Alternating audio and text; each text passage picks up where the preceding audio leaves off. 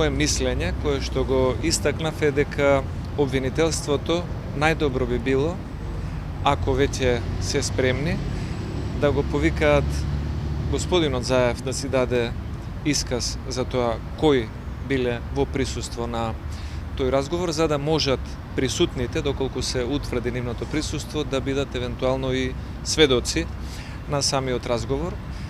Или втората варијанта е да се земат снимки од камерите во владата, каде што според протоколот влезот и во владата и во кабинетот на премиерот се под постојан надзор од безбедносни причини и ќе може со сигурност да се утврди кој во текот на мај месец 2019 година бил на разговор на оваа тема, за да може да се потврди вистината на овие наводи кои што беа доставени.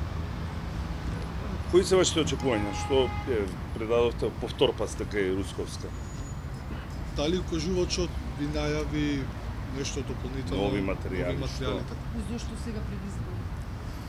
Се работи за анонимен укажувач и не располагам со било какви други материјали надвор од оние кои што веќе ги доставив.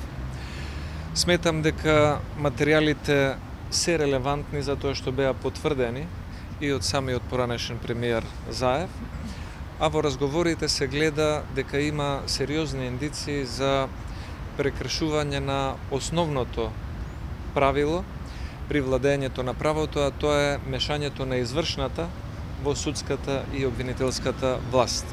Самиот тој експлицитно кажува дека без Заев не се може, а при тоа ги посочува Катица Јанева и Врховниот суд. И сметам дека тоа се доволно силни индиции за да се почне во најмала рака предистрага, а господинот Заев да го каже тоа што смета дека треба да го изјави во овој случај.